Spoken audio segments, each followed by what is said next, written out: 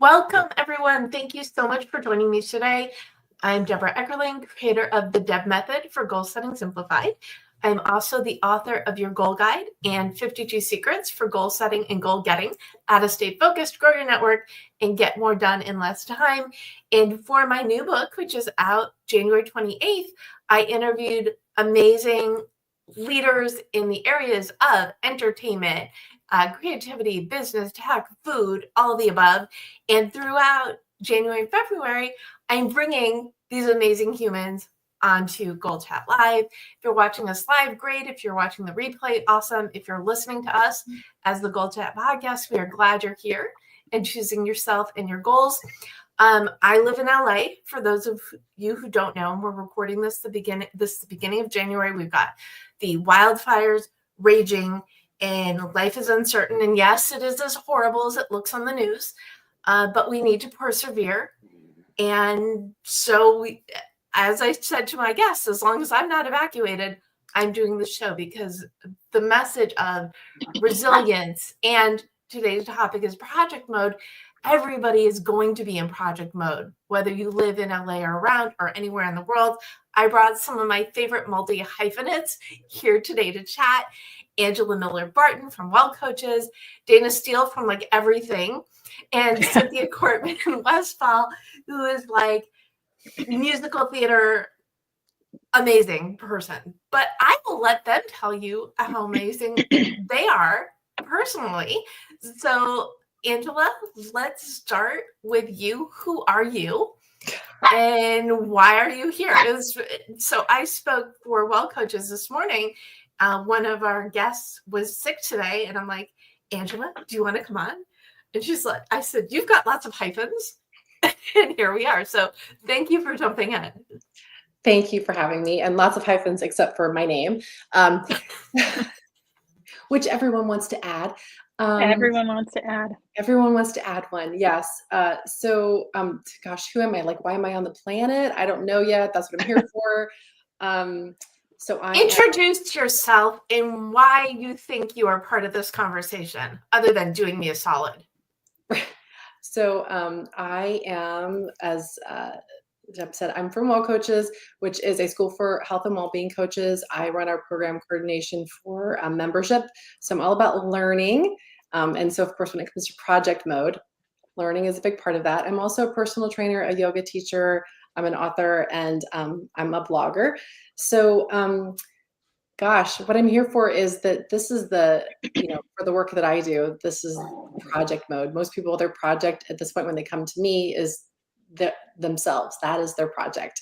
How do I, as they often tell me, fix myself, change myself, what have you? I would say after many, many years, I used to think that too. What it really comes down to is, how do you love yourself? And then you want to do all these really good things for yourself. And so I think I'm here because sometimes our best project is ourselves, but not in the way we imagine.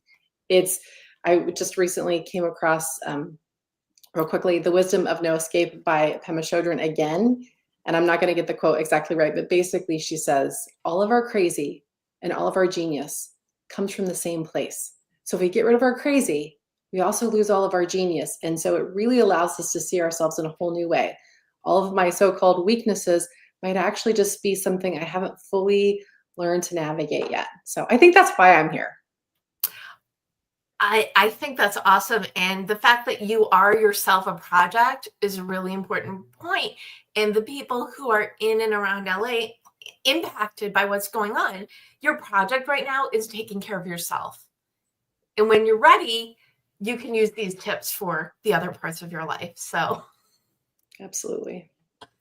Dayna, so good to see you. Welcome. Oh, and good to see you. I'm glad to hear that you're not evacuated yet. I know I've been dealing with friends and incoming and friends and dogs and people with houses and people without houses and trying to figure out who's staying and who's not. And you're right. It's going to be an ongoing project. Who am I? I am the playwright and star of the play, the award-winning play now, The Woman in the Mirror, which is based on my book, Surviving Alzheimer's with Friends, Facebook, and a really big glass of wine.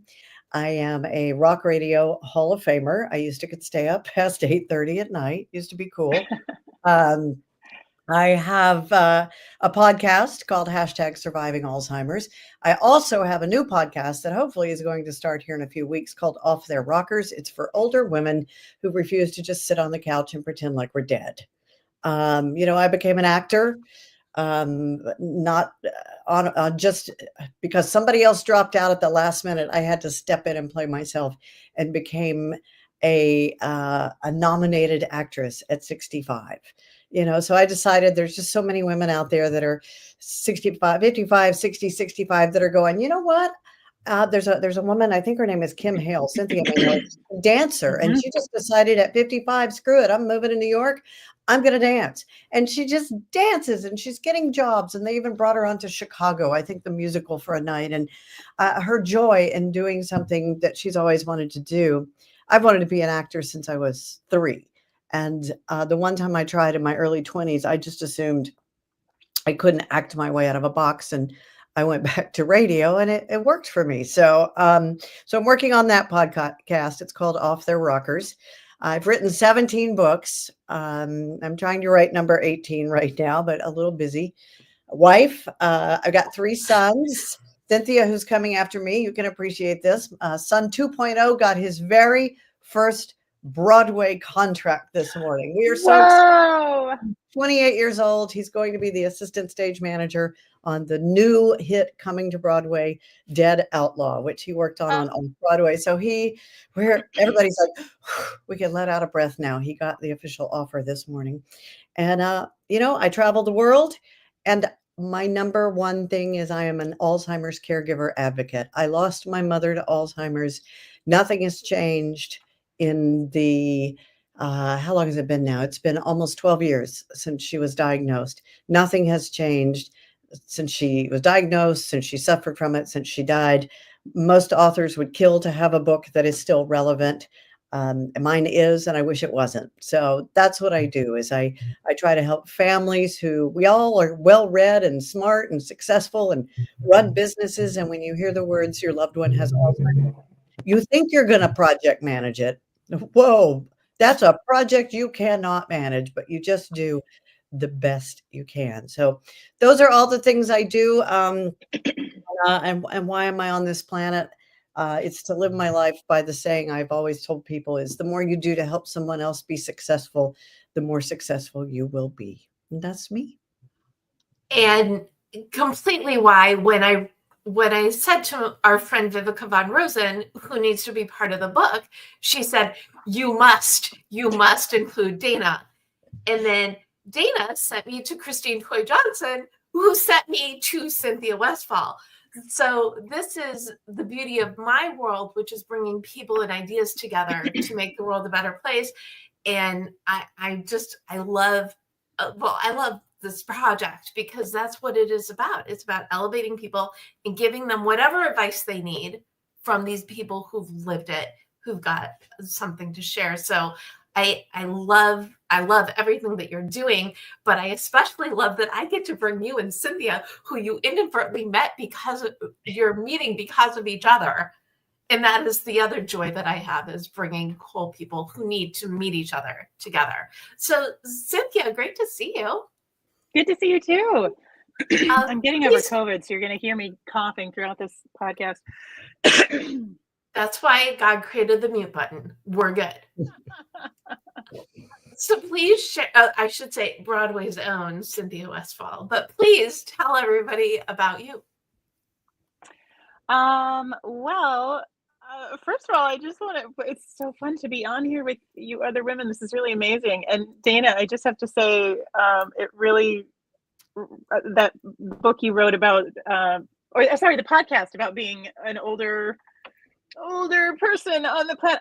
I love that. I feel like my 50s have been more creative and more full of growth than maybe any other And decade. you know why? I don't know if we can cuss on this show. It's because we don't give a shit anymore. I learned during COVID, nobody cares what your hair looks like. You can cut it and dye it yourself.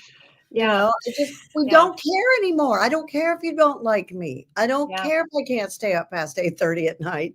I'm just going to Yep. do what I want to do and have a ball. So thank you. You mentioned you're not really wearing makeup anymore. I still like to wear my makeup, but the only shoes I wear are Crocs and sneakers. So that has been I don't care if it's a gown. I don't care if it's a suit. It is Crocs or sneakers. Those are my shoes. That's what I I wear. wore my cowboy boots to the Tonys. People are like, are those cowboy boots? Yeah. Yes, they are. Under my gown. Thank you very much. Exactly. So what do? I was a Broadway musician for a long time. I lived in New York. That's where I met my husband. Then after doing that for quite a number of years, took a job at the University of Michigan, which I kind of thought was going to be for a year, and I ended up liking it so much. It was as a professor in the musical theater department at Michigan, and I liked it so much. I've now been here for 21 years. I'm now chair of the department, which is new as of this Awesome. year. Very exciting. I continue to work professionally. I have an online company that I created about 4 years ago that now employs about 12 people. And we also have a podcast called Broadway Vocal Coach. So those are my main things. I'm a pianist, I'm a conductor, I'm a voice teacher, voice coach, share the department, mom of 2 boys and a dog, which you may have been hearing barking, and 2 chickens. And then my side thing I'm doing just because I'm interested, and Dayna, again, partly what you were saying from aging. We've lost all of our parents now at this point, but I started training to be an end-of-life doula, so I'm about 2/3 of the way through that certification, and I don't think that will become a full-time job, but it'll be one more thing that I'm able to do, and another passion that I kind of wanted to follow. And in my 50s, I thought now's the time to do it if you're going to do it. So I think that's most of what I do. Well, there's definitely this empowerment thing, resurgence, empowerment.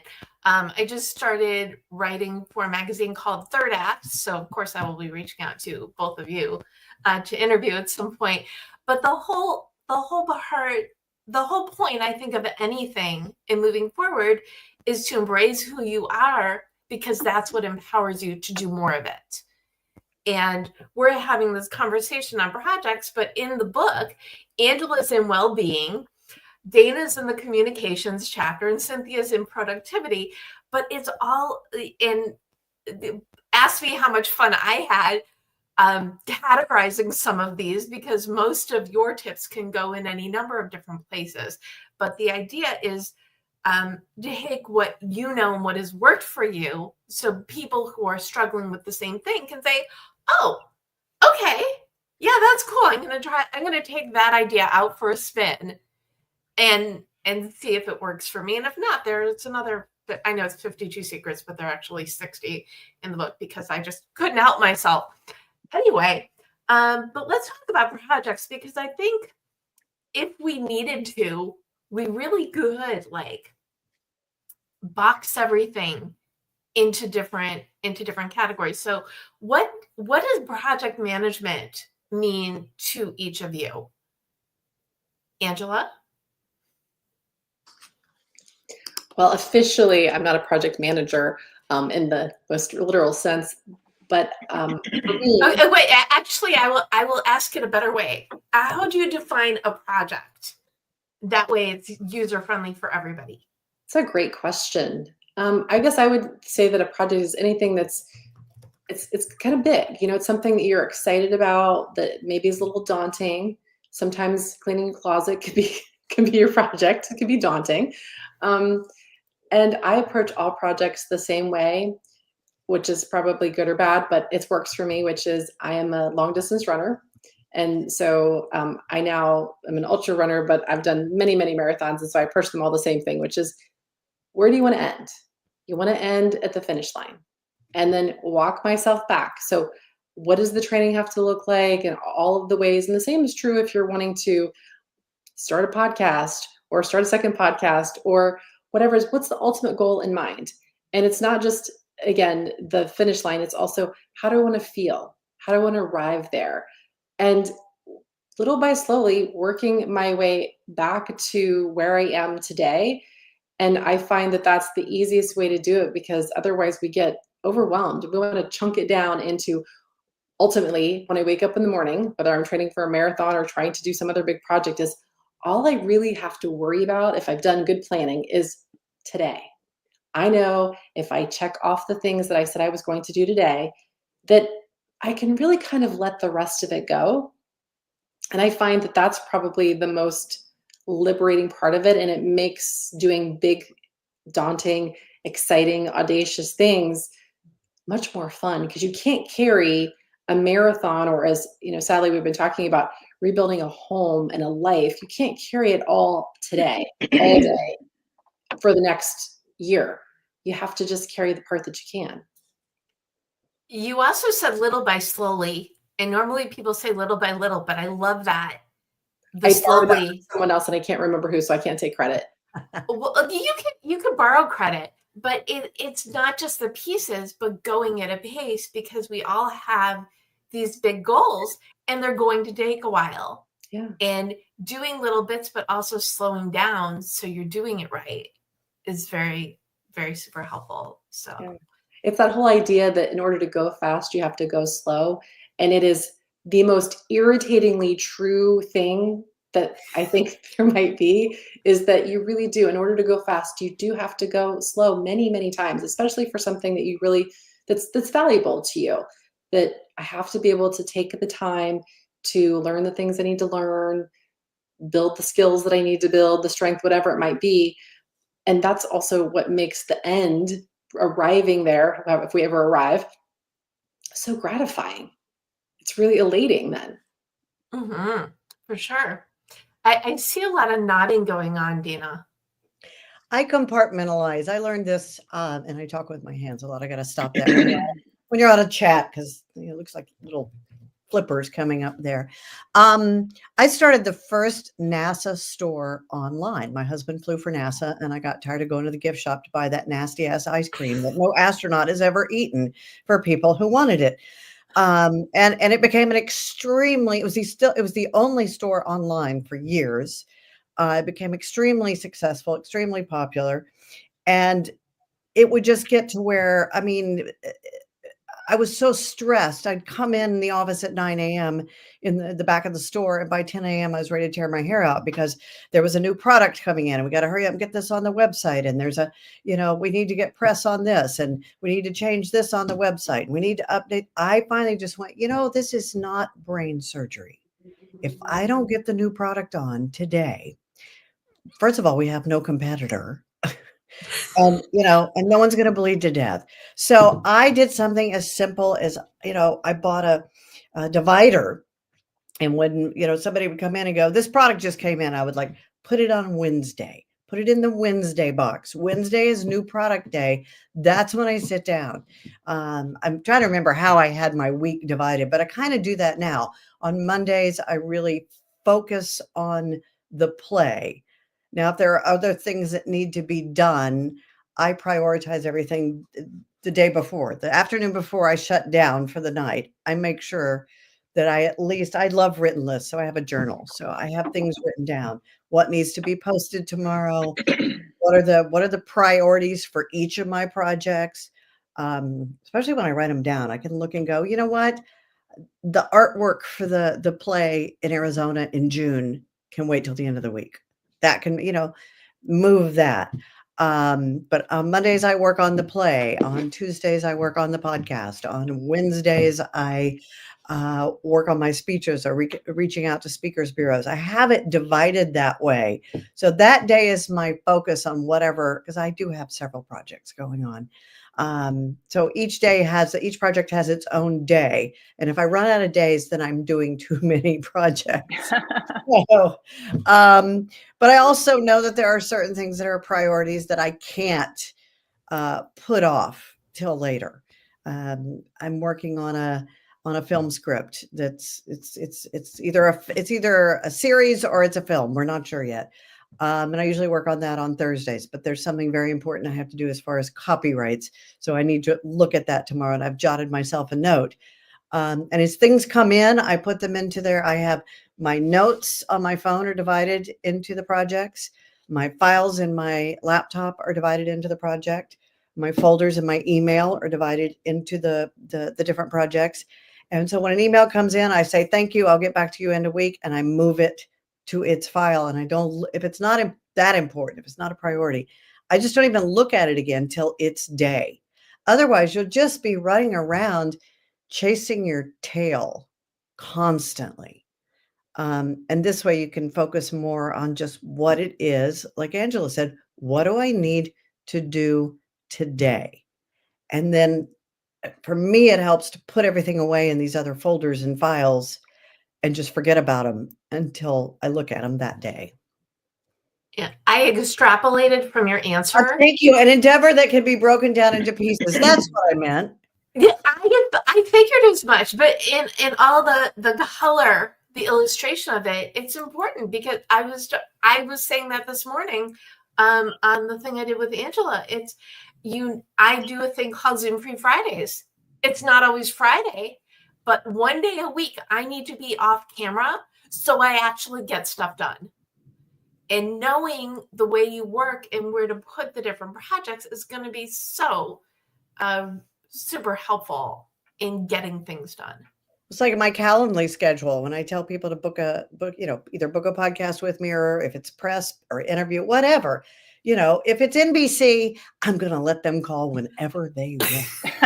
Okay. If Apple TV wants my series, I'm going to talk to them anytime they want.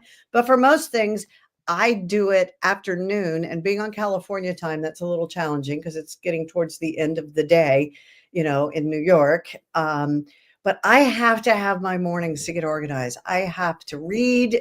I have to look through social media, know what's going on in the world. I, like Angela, except that I do it at a much slower pace. I walk and I go a mile. That's it. But I have to, that's where I clear my mind.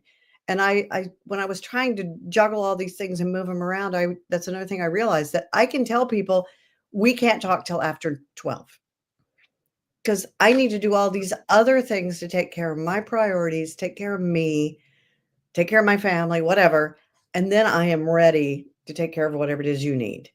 So I like your Zoom Free Fridays. And, that's like Keep Holy the Fat Sunday. I don't work out and I eat anything I want on Sundays. And sometimes it's Saturday or Friday, but then that means I have to do it Saturday and Sunday. So balance and prioritization, which could have also been the topic of this conversation. That's awesome. Cynthia, how do you define projects? Oh gosh, I think they both summed it up so well. I mean, I guess for me, a project is just something that feels like it has an end, that there's a goal in sight, there's a quantifiable finish to, versus an ongoing, sort of chairing a department is sort of a nonstop, ongoing, never ending. It will never come to a conclusion of any kind. Whereas like certification, yeah. Whereas, like certification for my end of life doula training, that's going to have a clear demarcation of when I complete that training. I'm currently working on an online course right now on pop rock, auditioning for pop rock with pop rock songs for musical theater, and that's been a very quantifiable project because it's going to literally launch, and it's going to have a day when it's complete and a day that we launch it and start selling it. So, something that has a quantifiable ending, I suppose, is how I think about a project as opposed to something that's more ongoing. I like that when you were doing the intro, you said, okay, I'll teach maybe a year, and it became a much longer term situation. And now you're department chair. Congrats. That is amazing. And sometimes projects will take on a life of its own, and that's okay, right? Yeah. I mean, I think that's one of the things that I've started doing more of as I've gotten older, is rather than I've thought a lot about attachment versus commitment. That idea of, if my commitment is to be an artist, or my commitment is to use my art to bring something positive into the world.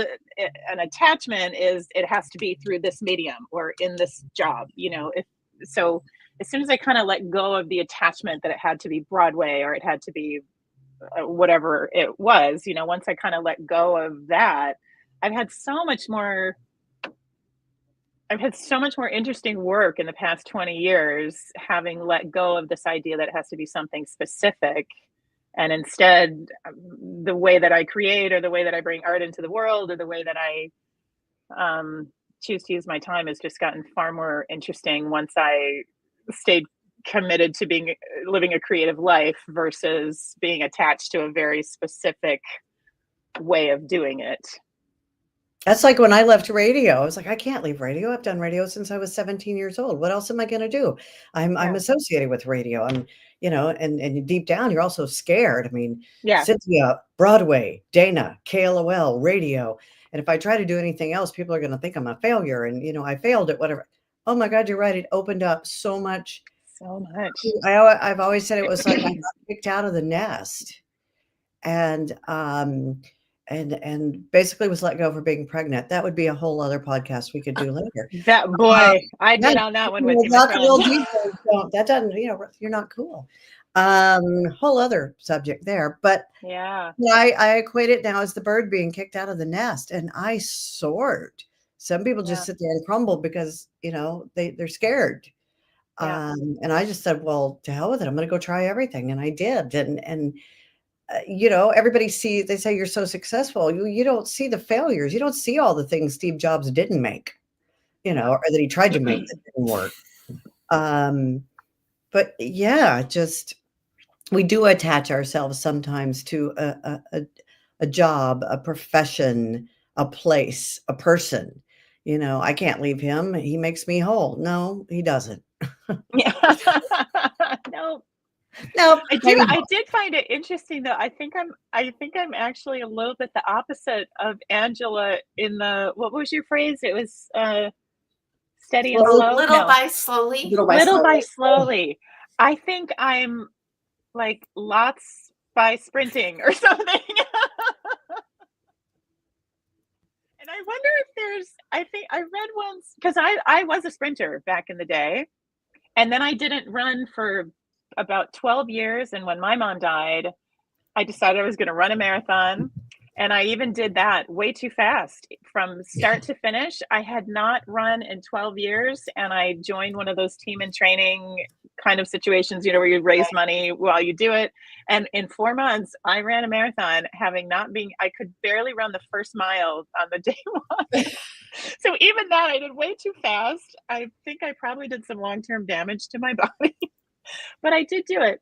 But I read once that there are like different some body types are really something about their musculature is built for long distance, slow, and some are like fast twitch muscles. So I wonder if there's something to that, like personality wise as well, because I find that I tend to do really well in obsessive spurts versus slow and steady.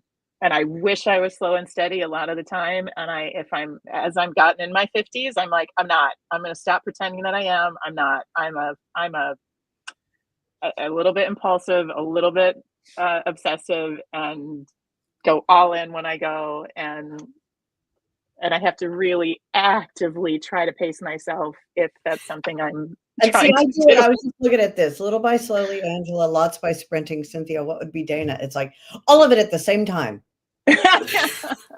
Until I fall asleep. And then I get up again at 5 a.m. and I start that way at 5 a.m. My husband's like, here's your coffee. I'm going the other room.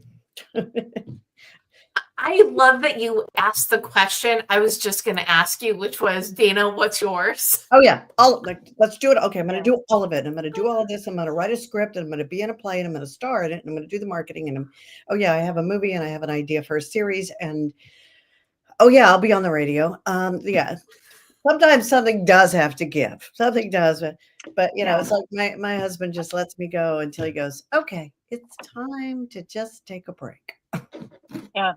The one thing I have done slow and steady is the end of life doula training. And I wonder if that's why it feeds me so much right now, because it is slow and steady. and it balances the rest of my fast twitch projects. But I think that, making you know, your the brain subject very matter healthy. alone is so heavy. It's like it takes so much thoughtfulness, and then on top of that, on top of just the heaviness of it, it's learning in a way that is not generally my thing, like learning about insurance, learning about power of attorney, learning about some of those things on top of the more emotional side of it. But that's the only thing right now in my life really that I feel like I am doing sort of slow and steady and methodically, as opposed to all my other projects, which are obsessive sprints. Well, the creative versus the now I'm talking. Now you've got me talking with my hands, like that never happens. But the creative versus the emotion, even though emotion goes with creative, it's just a different kind of format. Yeah. For that. Angela, you've been a little quiet. Well, I love what everybody's saying. What's interesting is that while I did say little by slowly, what made me laugh because I'm wildly impatient, like I'm wildly impatient. And so that's part of what long distance, and also I'm a slow runner, but it's part of why I keep doing it, because it's the one thing that requires tremendous patience. And otherwise, I'm very much like, how much can I do at one time? And terrible at multitasking. And well, although someone told me once that multitasking is a myth, it's just doing lots of things, consecutively, and you pretend that you're doing them all at the same time. But I think what's interesting about what you're saying, Cynthia, about being an end-of-life doula, and that it is bringing out a different part of you, is that, I mean, I'm just curious, listening to you talk about it, is there something about it? Because that experience, while really in the end is so fleeting, you don't want to miss it. You want to be really, if anyone's been there for that, like I'm sure you all have, you want to be fully there. And that's not something you want to feel like you're sprinting through. And I'm just curious, does it feel like that for you, that's why you want to, it's bringing that out in you? Oh, that's so interesting. Yeah, I think you're right. And I think there is a part of me that, because I live at such a high frequency so much of the time, there is something that really feeds my soul to just slow it down and get to the heart of what is really important in this life. So yeah, I think there is something to that, Angela. And grounding, is that the word? Yeah. You're looking pensive, Dayna. Well, I think a chord has been struck. What do I do that's grounding for me? And I think it relates a little bit to what Cynthia said. I'm very impatient, like Angela. And doing this play about my mom has taught me so much and brought me so much. And one of the things that it's brought me is that doing a play and the whole process of writing and producing and performing and rehearsing and tech, all of that, you have to learn patience, and you have a director, and you have a co-star, and you have a stage manager, and you have a crew. And I've worked alone for so long that the play has brought me a lot. And I think that's what's grounded me, even though getting it produced and getting it to theaters, different theaters around the country, it's a project. Each theater is a project. But the actual doing of the play. So that's what I was trying to think, was what grounds me. And oddly, it's this play about my mother dying, because it brings me such great joy. It brings her back to life. And I'm bringing her back to life, doing something that I didn't think I was capable of doing, and that's acting. And taking the audience with me on this journey, to the point where, we do like an hour of therapy. My stage door is therapy for an hour for other people who want to tell me their story. But that's why I was doing that. I was like, what do I do that's grounding, besides float in the pool? And I'm only good at that for about 4.5 minutes, and then I'm ready to get out again. I'm like, I'm done. There, I'm relaxed. And it's doing this play. It's been a real emotional roller coaster, but it's very grounding and teaching me patience and teaching me. It's probably the longest project I've ever worked on. And I think if people had told me I was going to rewrite the script 112 times, I would not have done it. Why would But anybody, right? Why would I anybody know take on a everybody's like, "Oh project no, that they this is knew what they were normal." getting into? I know everybody's like, "Oh no, this is normal. It takes like 6 to 9 years." I'm like, "What? Yeah. What? I can have a podcast up and running in 6 to 9 days. What do you mean?" So, yeah, think, that was that look. yeah, well, I think legacy too is a huge grounding factor. So, my mom, who passed away at the end of September, was always the cheerleader's cheerleader. And I mean, she still is. The pom-poms are constantly in my head. And I'm blessed that she got to see the book come together, even though she never got the physical copy of it. But for me, it's like I have this gift, this blessing, because of all the encouragement she ever gave me. I now get to do that because her fingerprints are all over this book, whether it's did you call that person yet? Or that person's interesting. I want to watch that interview. So I can't, in this position where I'm promoting this book, and yes, I would love that she would be here, but I also know that she is here. That I think is probably the most grounding thing for enthusiastic me to be doing. So when it's beyond ourselves, maybe that's where the grounding comes from. It's the people you don't see maybe in our minds that are behind every project we do and the decisions we make on those projects.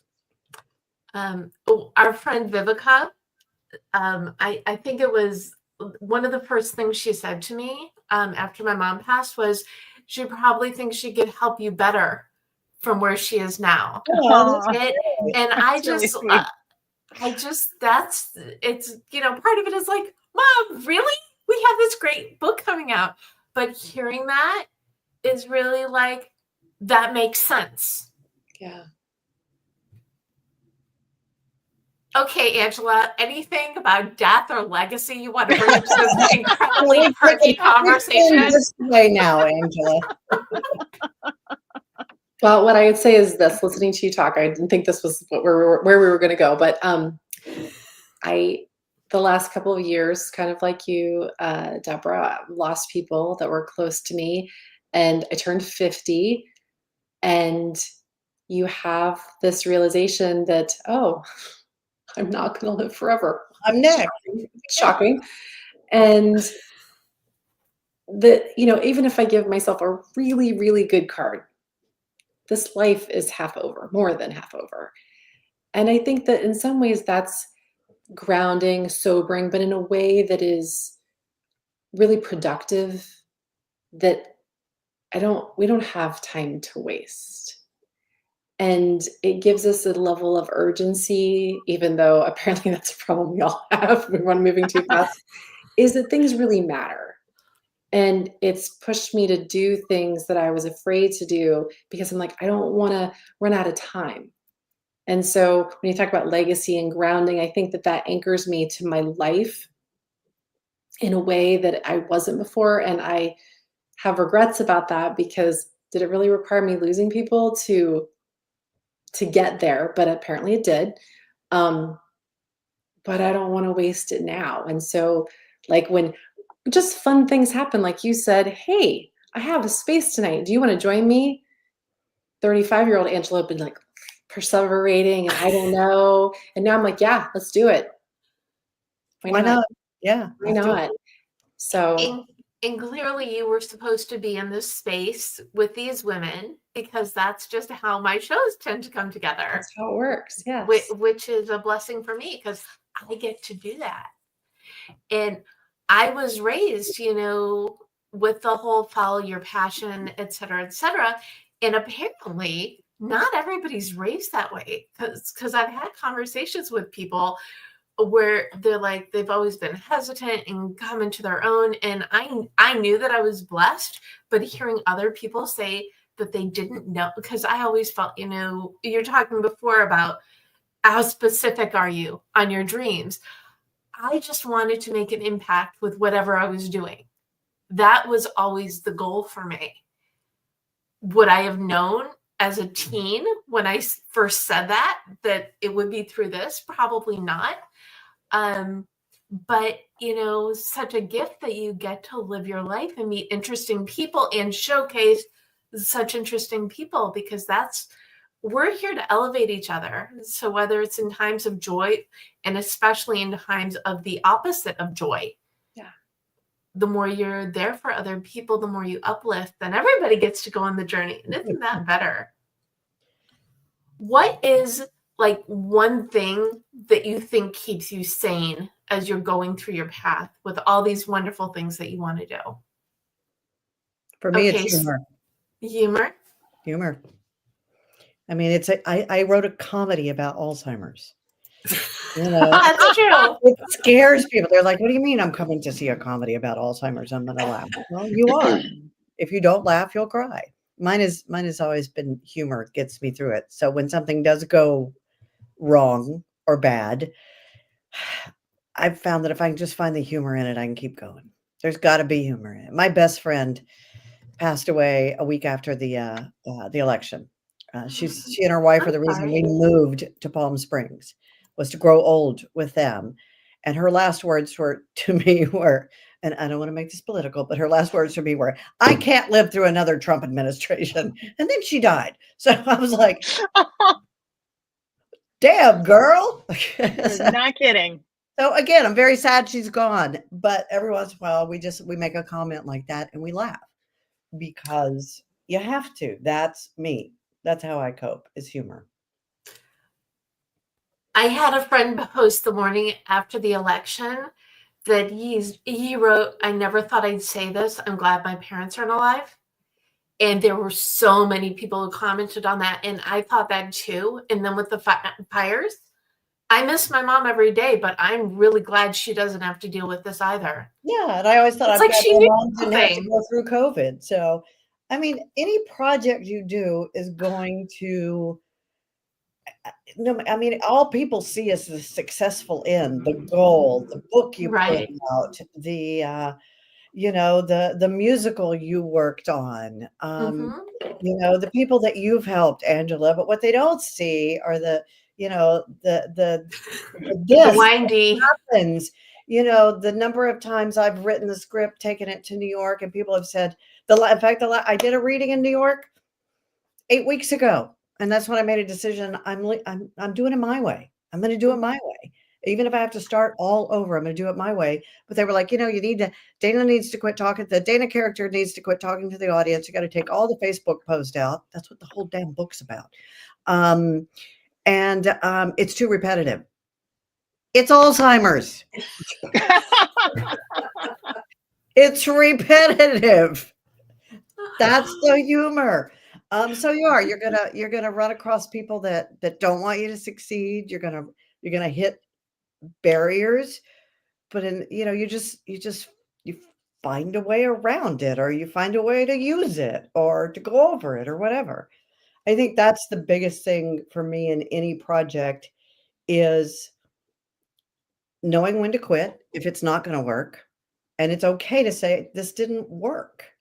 And a lot of people won't. They'll just keep going. But it's saying it. But having that end goal in mind, and when you hit bad times, knowing, is this a message that this is not going to work, or I need to pivot, or is this just a challenge?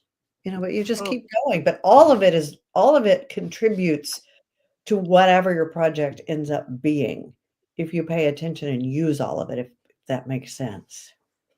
Boy, we could do a whole discussion just on quitting. And how do you know? Yeah, how do you know? That's a great. I'm such a fan of quitting. Big fan. I'm also a fan of powering through, but I don't have the shame so much around quitting like I used to. At this point, I feel like that's like sometimes one of the gutsiest things, strongest things you can do, is to say, you know what, I learned something that was great. I don't regret doing it, but there's no such thing as failure. It's just another lesson. I have a third podcast that I absolutely love doing. It's called Dayna's Diner. I have rock and roll friends from since I was 17 years old who come through town, or I run into them. There are, my friends that work with AC/DC were around this weekend. I can do great interviews with these people talking about what they do, how they do it, when they do it, where they do it. It can be the rock star, it can be the lighting director, whatever. But I had to make a decision this week. I'm not going to do anymore. I want to go back to focusing on surviving Alzheimer's and this new podcast for older women. Yes, I could interview rock stars and people for the rest of my life. But you know what?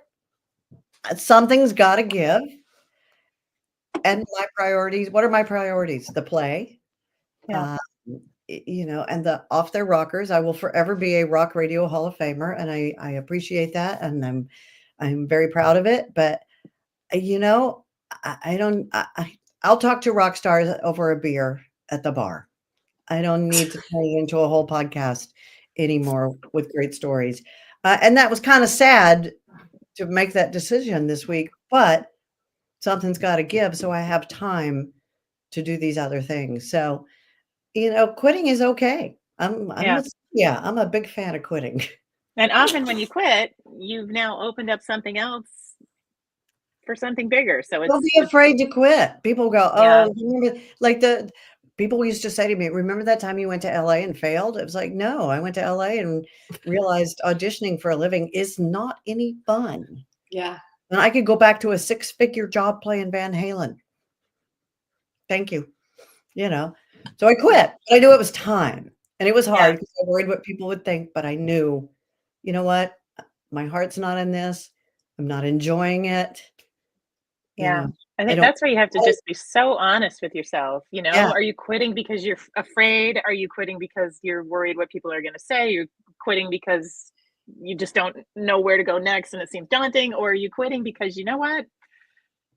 In my heart of hearts, living in my integrity, this is no longer what I want to do. I What wanna do is auditioned this. for a cat food commercial, and I remember when it was over, meeting my husband-to-be for a drink going, I don't care. I mean, I felt nothing. It was like, yeah, whatever. Fuck the cat. Sorry. But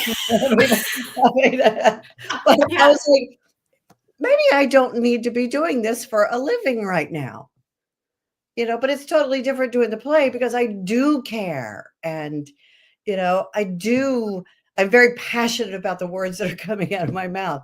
But yeah, after that cat food audition, I was like, I don't want to do this for a living at all. And it's a hard thing to do, especially in your 20s. I think, again, as we get older, men or women, it becomes easier to go, no, I don't want to do this. And here I'd made this whole big deal about moving to LA and everything to pursue acting for a living. And after 9 months, I was like, no, I'm coming home. I didn't get up in the morning dying to go to an audition. Whereas I did get up in the morning dying to go to the radio station every day. It didn't matter how tired or hungover I was. I was also, ready to go to the radio station. If there was a part of you that wanted to pursue it, you have to pursue it to know whether you like it, So and I could tell, like, no, I don't. You got to give things a try, and then you might find out, oh, okay, now that I've tried it and I've learned more what that is, I'm learning that actually, no, I just don't think there needs to be. And it's such an important part of the project, which is the point of this fabulous new book that Debra has coming out, is, sometimes is knowing when a project isn't right for you.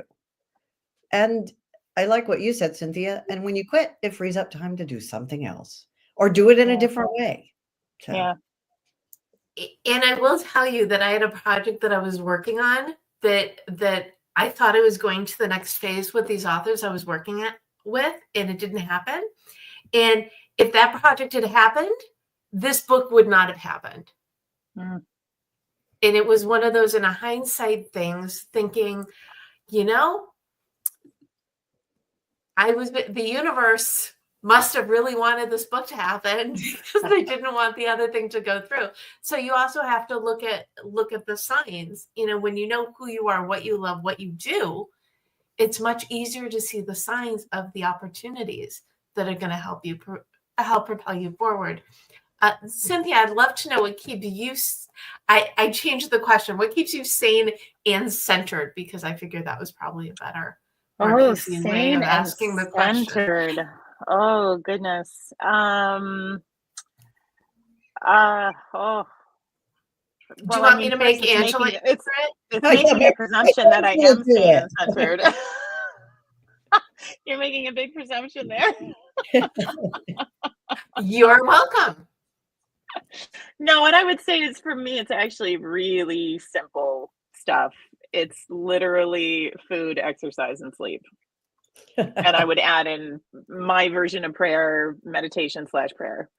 So if I've got prayer, meditation, sleep, eating, exercise, if those 4 things are kind of cooking, I'm usually doing pretty well. If one of those starts to slide, inevitably another one's going to start to slide, and now I'm going south fast.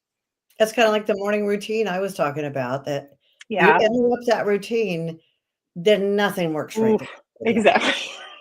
A very slippery slope that goes downhill quickly. Well, especially for someone who does as many things as you do. In your tip in the book, I'll only spoil it a little bit. It's about being focused on one thing at a time. And because you've got so many of the things, I'm not surprised at all that you need this sort of balance to keep things moving in the forward direction, as opposed to the it's interesting imploding because direction. I think of the balance part being that balance of the prayer, sleep, exercise, food. Mm-hmm. But if I'm really real about what my life is like, it is not terribly balanced. We just got back from a family trip. We went to Istanbul, and if I'm gonna, I decided to do a certification in end of life doula, and I'm writing a course, and sometimes I'll do a 12-hour day just on writing that course, and so I do these obsessive spurts, but the balance underneath it all. So I'm not terribly balanced in that I don't spend equal amounts of time with my family as I do with the work, as I do with my outside projects. That is not terribly balanced for me. What is balanced for me, if all things are working well, is the foundation of just basic care of myself so that I can be doing all these things. But That's I kind don't know. of important. I guess I am a little bit of a fan also of a little bit of a obsession about certain things. I don't necessarily is bad, because I think it sparks a lot of creativity. It makes you write a book or do a play or start acting when you're 65. There's something exciting about having a little compulsion or a little obsession. And I'm in musical theater. What can I tell you? It's all a little bit We're dramatic. theater kids. Yes. We're theater kids. It's just, there's no getting around it. We're theater kids, and we drink wine. We're theater kids.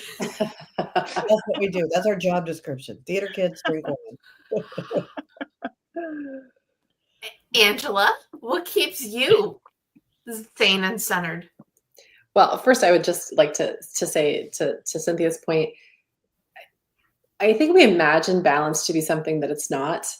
I heard Rich Roll say once that if you looked at his life, he's a podcaster, but he also is a well-known ultra runner and what have you. And he was talking about, if you look at his life on any given day, he looks wildly unbalanced.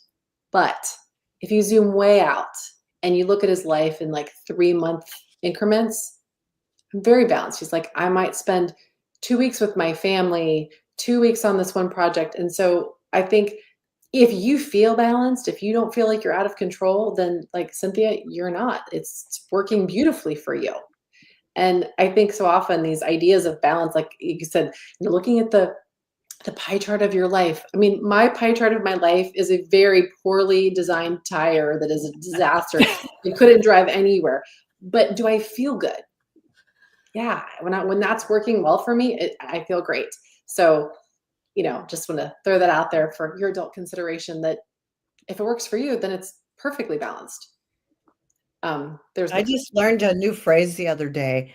I for so many, for years, it's I get up and you got to get up, you got to read, you got to go. And I've just started laying around in bed. I get up, Charlie the Wonder Husband brings me a cup of coffee. I read the news. I look to see what's happening on Facebook. I go back and, look at Instagram, whatever. I've always been in such a hurry, but I'm older now. There's no kids to get off to school, whatever. And the phrase is Herkel Durkel. Yeah. To lay in bed with no intention of doing anything or getting up for a while is to Herkel Durkel in Norway. So my husband now will go, are we Herkel Durkeling today? Or are I'm like, I'm Herkel Durkeling today. I love That's that. such a great word. Isn't that Yeah. a great word? Are we gonna get up or are we gonna Herkel Durkel? What are you? I'm gonna Herkel Durkel today. Or you'll come in and go, how much longer are you gonna Herkel Durkel? I don't know. That's the whole point of it. So it is. That's my new favorite word and activity. So, Wow, that's good. That might become my favorite one as well, because sometimes you have to, and I found too with the fires, I'm going to bed later and later because I want to make sure it's safe to go to bed. Yeah. So I get up a little bit later. So I do the thing you're never supposed to do, which is email on my phone without moving, because sometimes your body needs that little bit of extra time in order to kick it into shape. to Herkel Durkel. To Herkel Durkel. Just need to Herkel Durkel. So. So I know Angela, we're going to do this at the end, but that's going to be my thing for everyone. Is everyone has to Herkel in the morning one time, and you'll never go back to non-Herkel Durkeling again. You just do it for a minute, just a minute longer than you. Just let me Herkel Durkel. You're gonna have to figure out how to spell that. Angela, did you answer the question? No, I didn't. Okay. So what keeps me sane are a lot of things that Cynthia has, but I'm a verbal processor, but nobody wants to listen to all of that. So I have to be a morning journaler because I have a difficult time knowing how I feel unless I'm processing it in some fashion externally. And so I'm a big journaler. And so that's how I keep myself sort of, semi-sane and balanced and grounded, is I have to write it all out. So then I go, oh, that's who I'm mad at, or this is what's going to make it better, or whatever the case may be. And then, following it up with some meditation is a big part of how I function, because I'm a big feeler. I have big feelings about like everything. If I don't, it's shocking. And so that's the way that it took me a long time to figure out, as we've shared before, the proper care and feeding of an Angela. We all have to sit down and think, what is the proper care and feeding of, whoever you are? And it took me a long time to get the reins on my, rapidly running away horse. And that's one of them. And when I stop doing that, everyone notices, because no one wants to listen to all of that verbal chatter, frankly.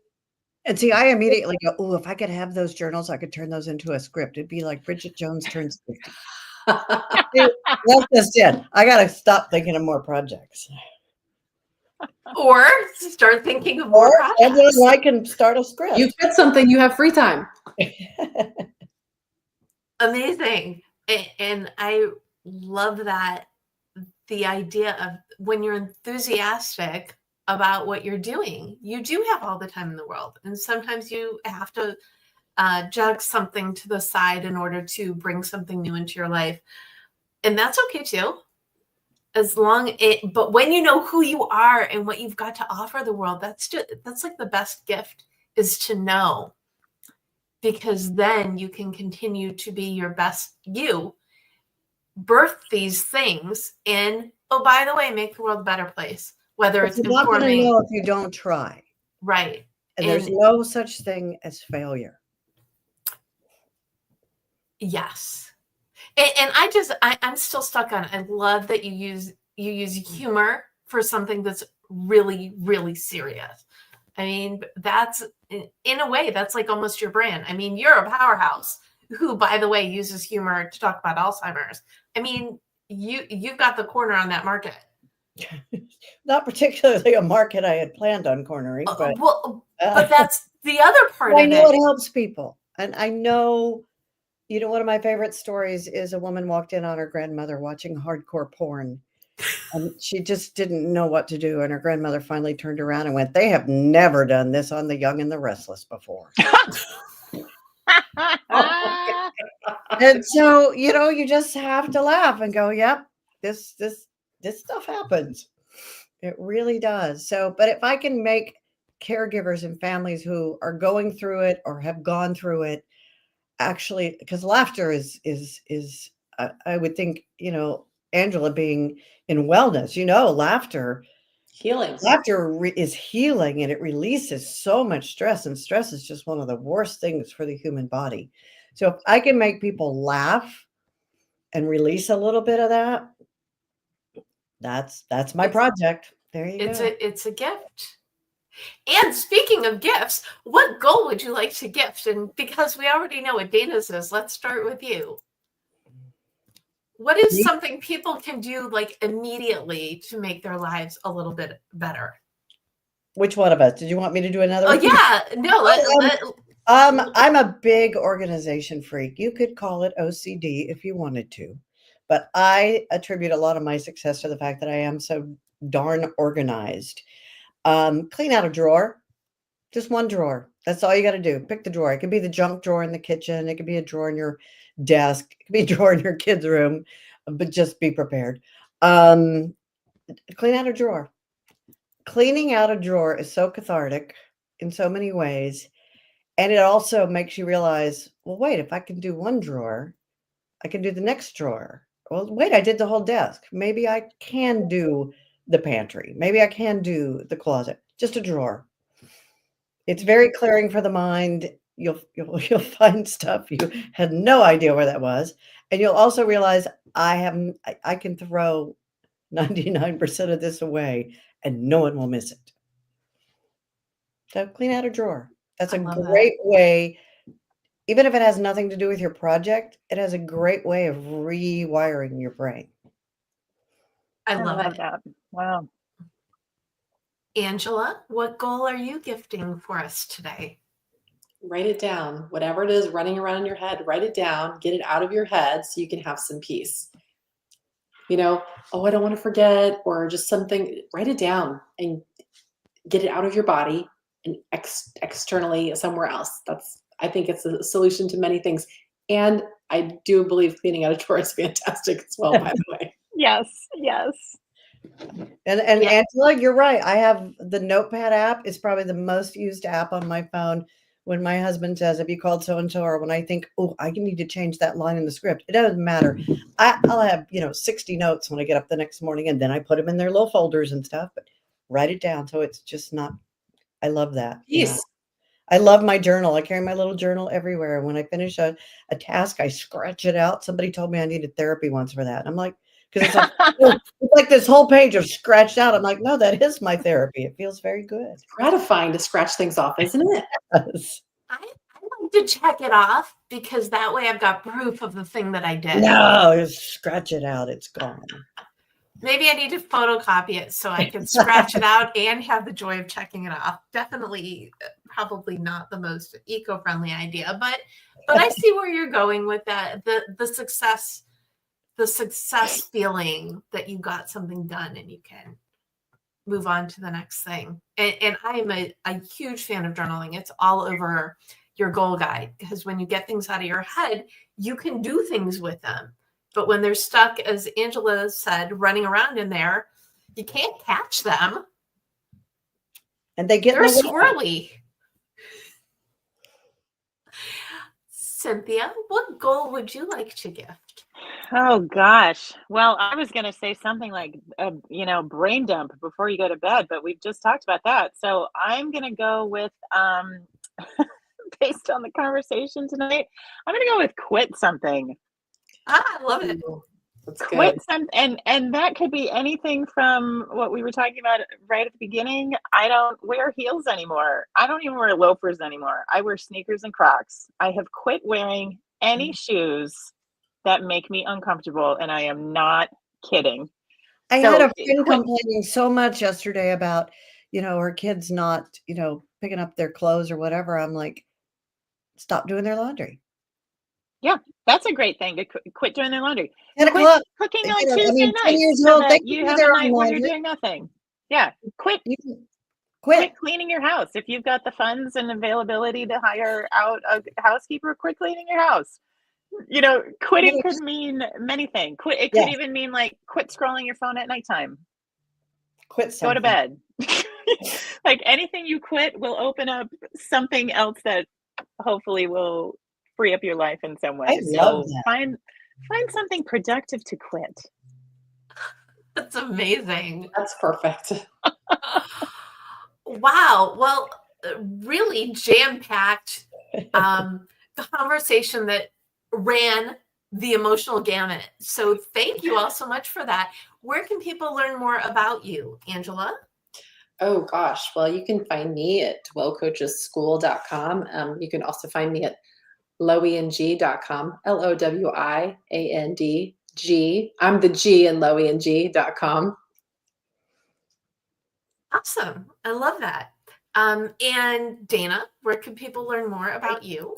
Right there. DaynaSteele.com. Sometimes depending on which browser you're on, you have to put www, but it is DaynaSteele.com, and you can get to the play, you can get to the podcast, you can get to the speeches, books, all of it. It's all right there. Amazing. And Cynthia, where can people learn more about you? I still don't have a personal website, but my company does, bwayvocalcoach.com. And I do have an Instagram, even though I don't really do Facebook. CynthKW is my Instagram. Fantastic. And I am at the Deb Method everywhere. So you can go to thedebmethod.com/blog to watch the replay, get the recap, get the goals from this and my previous conversations. And if you need some help with your goals, you can grab a copy of your goal guide, a roadmap for setting, planning, and achieving your goals. And you can pre-order 52 Secrets for Goal Setting and Goal Getting at your favorite place to buy books. I do a lot of Deb things. This is the most Deb thing that I've done because the only thing I like more than writing is talking. And this book, I interviewed so many amazing people, and being able to share that, it's like the book version of this with just a lot more guest stars. Being able to share advice along with examples of the ways in which they work. It's just like, even if the world wasn't like in complete disarray, the world and my city, sometimes you need like that extra lift, that extra push that says you can do it, which is the whole point of this show, because we're here saying these are our journeys to take what we learned and see what you can incorporate into your life. And on that note, I would love a final thought from each of you. As Cynthia, final thought? Oh, goodness. Can I steal other wise women's favorite thoughts? You As can. my favorite thought? You can. It is up to you. Great. This is a quote that I really love so much, and I spout it out all the time. It's an Elizabeth Gilbert quote, which is, find the thing that you love to do so much that the words success and failure become irrelevant. Ooh, that's a good one. I don't blame you for stealing it.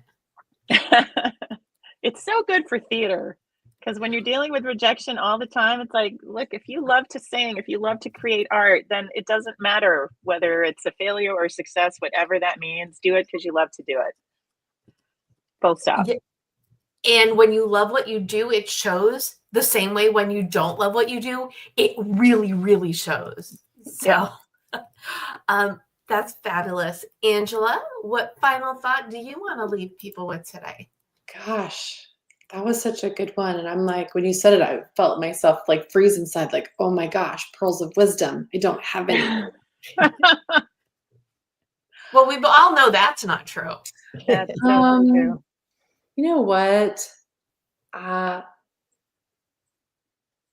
would say do what makes you feel free. We talked about it earlier today, Debra, about feeling free. Do what makes you feel free. Life can be really constricting and restrictive sometimes, or it can feel that way. Maybe it's not true. Do what makes you feel free. I knew you could come up with something amazing. Because you're right. You make the rules, you break the rules. There's some things you have no control over, but what you do have control over is yourself and your attitude toward everything that you are facing. So I like it. Dayna, final thought? Try everything. Mm. Just why not? You know, who knows? Just look at Angelina Jolie. Didn't think she could sing. Her biggest fear, and she's playing Maria Callas, and apparently she does it really well. Just try. Angela, I trained and did a mini sprint. Is that what it is? A tri sprint. First time somebody kicked me in the head in the water, I went, nope, this is not for me. But there, I tried it. Excuse me, I would like to get out of the water now. Somebody come get me in the boat. But now And then you you, know. and then you can scratch it off your list because you did it. I can do my You did sprint. it. Just try everything. Life is too short. Try everything. Try the food you don't like. Try the sport you don't think you can play. Audition for the play, the community theater. No matter what age you are, try everything, unless it's illegal. And then that would be my disclaimer. Can I tell you, when I was in high school, I auditioned for every single thing. I ended up working crew. I think I got a pity cast in a play my senior year of high school. And the fact to go from that to I get to talk, and that's part of what I do for life. I mean, what a blessing is that? So I'm also way better at being me than I am at being other people. So I also have that going. But yes, you don't know. I will also tell you this, and I'll say this in front of the Hall of Fame broadcaster. My sophomore year of college, they were low on DJs, so they let sophomores do a weekly stint on the campus radio show. And I was so terrible. I can't even listen to the tapes. And it's kind of fun though, because I get to say that and do this. And the fact that I was able to do a book based on something I love, which is bringing people together and sharing their information. You don't know where a skill that you used, whether you were good at it or not early in life, is going to come in. But when you know who you are and when you're true to yourself, then the projects, see what I did there? I brought it back to the topic. The projects that you are aligned with, they're going to show up for you in a way that you never could have imagined, because you know who you are and what you love and what you want to offer the world. So thank you again, Angela Miller Barton, Dayna Steele, and Cynthia Kortman Westphal, for this amazing conversation on project mode and passion projects. Thank you for tuning in. I'm Debra Eckerling at The Deb Method everywhere on social media, and I am live every Monday at 4 p.m. Pacific on Facebook, LinkedIn, and YouTube. And you can also subscribe to the GoalChat podcast on the Marketing Podcast Network. And these episodes come out in the audio version every Thursday. You know you've got that project that you want to try. So go on out there and go for it, because we know you can do it.